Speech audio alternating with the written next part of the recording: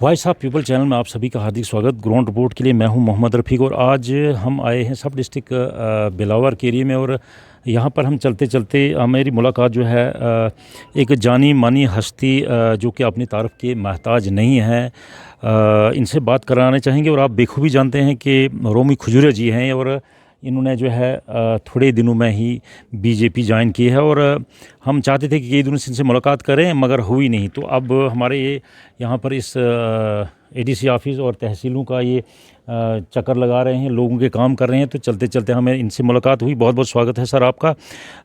Sir आप ये बताएं कि आपने कितना अरसा पहले, आप हम ये पूछेंगे कितना अरसा आपने नेशनल कॉन्फ्रेंस को दिया? ऐसा है रफीक साहब कि मैंने 35 साल जो है नेशनल कॉन्फ्रेंस के साथ काम किया है। तो सर 35 साल से के बाद आप अगर नेशनल कॉन्फ्रेंस छोड़कर बीजेपी में गए, क्या आपको दुख नहीं पहुंचा? बिल्कुल हुआ। दुख तो होता है। हाँ हाँ।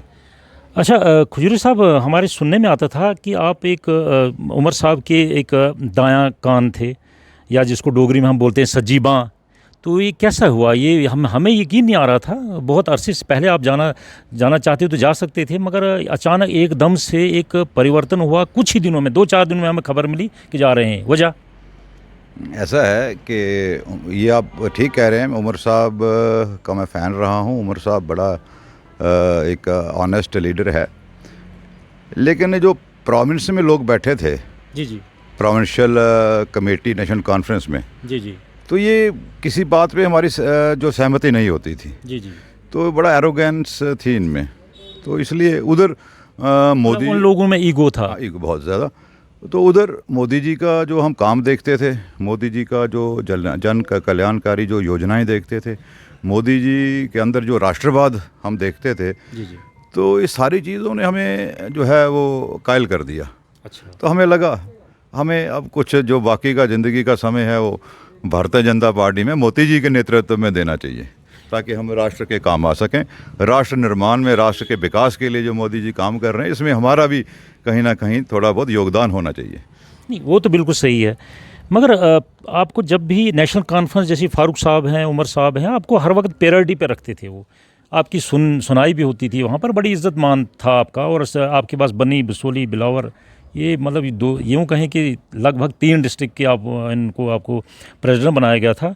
तो बहुत बड़े ओहदे पर थे आपको। तो मुझे लगता है धचका तो पहुंचा ही पहुंचा। मगर आपको इतना बड़ा ओहदा छोड़कर अब आप बीजेपी में चले गए, तो क्या लगता है आप वहाँ क्या बन पाएंगे? नहीं, देखिए, मुझे बनने के सोच के साथ बीजेपी में नहीं गया हूँ। जी जी, मैंने आपसे पहले भी कहा कि मोदी जी की सोच, मोदी जी का जो भारत के लिए जो उनके दिल में जो सपने हैं, भारत को जिस तरीके से वो आगे ले जा रहे हैं, भारत को दुनिया का सबसे बड़ा देश बनाना चाहते हैं, विश्व गुरु बनाना चाहते हैं, अर्थव्यवस्था को मजबूत करना चाहते हैं, और जो राष्ट्रवाद है उनके अंदर, तो उन चीज़ों ने मुझे जो है बहुत प्रभावित कर दिया था। इसलिए फिर मैंने फैसला ले लिया। अच्छा खजूरिया साहब, कुछ लोगों का ये कहना है कि हो सकता है खजूरिया साहब ईडी की वजह से भागे। हमें तो लगता है कि आपके पास ऐसा कुछ नहीं है, आपके पास ऐसा कुछ भी नहीं है। मगर फिर भी कुछ लोगों को शक होता है। मगर वो चीज़ तो हम नहीं मान पाते हैं फ़िलहाल। वो आप जाने और वो जाने। मगर सबसे बड़ी बात यह है कि जो बिलावर का जो युवा है वो बहुत दुखी है। आप अब बीजेपी में चले गए, आप पर बड़ी उम्मीदें बनी। हालांकि पहले भी यहाँ लीडर रहे बीजेपी के, उन पे इतनी उम्मीदें जताए हुए नहीं थे लोग। तो आप युवा के लिए बीजेपी की तरफ से आप तो अब बीजेपी में चले गए, क्या आप करना चाहेंगे युवा के लिए? और जो बेरोज़गार नौजवान बैठे हैं, जो परेशानियां हैं लोगों की, उसके लिए क्या करना चाहेंगे? अब देखिए, अब हम तो अभी इस पार्टी में आए हैं, और जो हमें लग रहा है कि मोदी जी की जो स्कीम्स हैं और युवा पीढ़ी के लिए जो उनके योजनाएं हैं, जी जी, और उनके रोज़गार के जो साधन जुटाने की बात है, तो मुझे लगता है युवा पीढ़ी जो है, हमारे जो बेरोज़गार युवा हैं, उनके लिए एक अच्छा उज्जवल भविष्य होने वाला है। जी जी। जी, क्या उनके लिए कोई नई योजनाएं आ जाएंगी? बिल्कुल। बहुत योजनाओं का जो है शुरुआत हो चुकी है, उसके लिए फॉर्म भरे जा रहे हैं और नई योजनाएं आ रही हैं। और आप देखेंगे कि जो युवा पीढ़ी है, तो इनका रोज़गार के जो साधन है जुटाएंगे। मोदी जी कभी पीछे नहीं हट रहे हैं। अच्छा, जब शुरू में आप आए 1982 में, हमें लगता है हम आपकी बैक हिस्ट्री देख रही थी, 1982 में आप डेलीगेट के तौर पर काम कर रहे थे। जी जी, 1982 में पहली बार मैं डेलीगेट के रूप में नेशनल कॉन्फ्रेंस में ज्वाइन किया था। उसके बाद फिर मैं ब्लॉक सेक्रेटरी बना, यूथ प्रेसिडेंट बना। यूथ प्रेसिडेंट के बाद हम ब्लॉक सेक्रेटरी बने पेरेंट बॉडी के। उसके बाद ब्लॉक प्रेसिडेंट बने। फिर हम डिस्ट्रिक्ट प्रेसिडेंट बने। यहाँ बिलावर में लगभग अब क्या लगता है नेशनल कॉन्फ्रेंस में कुछ नहीं रहा? हाँ, अगर आज की डेट तो में साथ लेगी सब? तो सभी मेरे साथ चले गए वो लोग। जी जी। तो आज की डेट में शायद आपको कोई बच्चा भी नहीं मिलेगा नेशनल कॉन्फ्रेंस में। तो यहाँ पर उमर साहब और फारूक साहब जो दोनों उम्रा करने के लिए मक्का गए थे, शायद उन दिनों में आपने ये जो है पार्टी बदल दी, तो अब वो आ गए हैं, तो उनका क्या रिएक्शन आप मानेंगे? कुछ आया कुछ?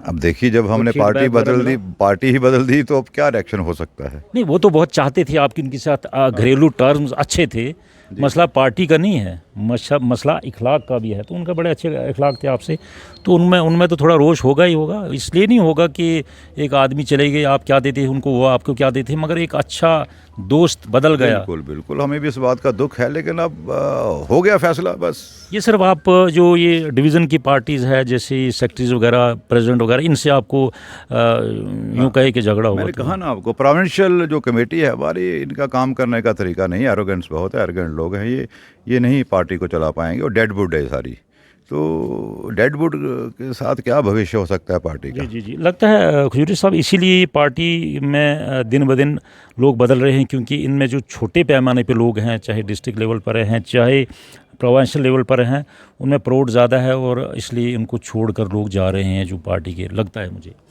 हाँ, ऐसा है कि मोदी जी का बहुत प्रभाव है लोगों पे। जी। जिस तरीके से मोदी जी का काम करने का तरीका है, इसका असर जो है ये हर जगह आपको देखने को मिल रहा है। आप भी प्रभावी होकर चले गए? हाँ, तो हम भी प्रभावित हुए हैं। थोड़ा वहाँ से दुखी हो गए, इधर सुख मिला, इधर चले गए। जी, ऐसा ही था। अब उम्मीद तो है कि हमें